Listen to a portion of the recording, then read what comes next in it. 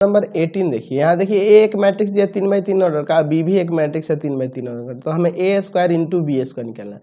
तो पहले तो आप काम करोगे ए स्क्वायर निकालोगे, समझ रहे हो ना, ए इंटू ए करके, और फिर बी स्क्वायर निकालोगे, फिर उसमें इंटू करेंगे। तो -1 1 -1 3 -3 3 5 -5 5, यहाँ होगा -1 1 -1 3 -3 3 5 -5 5, ठीक है। चलिए मल्टीप्लाई करते हैं इसमें, समझ रहे ना, ए स्क्वायर निकालना है तो ए इंटू ए, यानी कि इसी के वैल्यू को 2 बार लिखना होगा ना। चलिए तो हम लोग यहाँ पे 2 बार लिख दिया, अब इंटू करते हैं। तो आपको पता है इंटू तीनों रो लेना है, और पहले कॉलम में, फिर दूसरे कॉलम में, फिर तीसरे कॉलम में, पता है ना। चलिए तो आ जाएगा आपका 1 + 3 -5, फिर आ जाएगा -3 -9 और प्लस का 15। चलिए अब तीसरे रो में पहले कॉलम से करेंगे, तो -5 और फिर -15, फिर आपका आएगा +25। चलिए दूसरे कॉलम में लेके चलेंगे तीनों रो को, तो -1 -3 +5।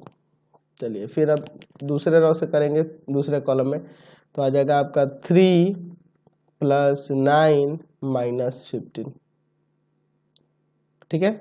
चलिए फिर अब तीसरे रो में फिर दूसरे कॉलम से आएगा 5 + 15 -25।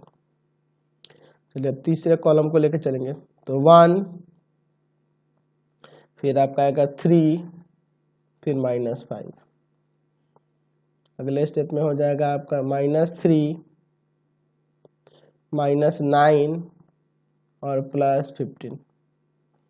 अच्छा फिर यहाँ हो जाएगा आपका -5 -15 और +25। चलो इसको सॉल्व कर देते हैं। यहाँ से ए स्क्वायर आ गया, ए स्क्वायर आ जाएगा आपका, हो जाएगा यहाँ -1, यहाँ होगा +1, यहाँ हो जाएगा 4 में से 5 घटा देंगे तो -1। चलो यहाँ पे 9 3 12 -12 और 15 यानी +3, ठीक है। अब यहाँ पे कितना होगा, यहाँ -3, यहाँ भी 3, यहाँ देखो कितना होगा 5 -5 +5, तो ए स्क्वायर ये आ गया।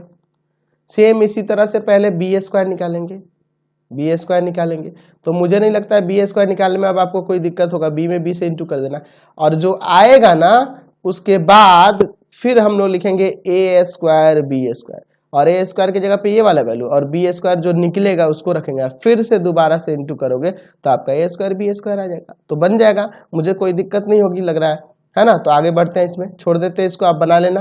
Question number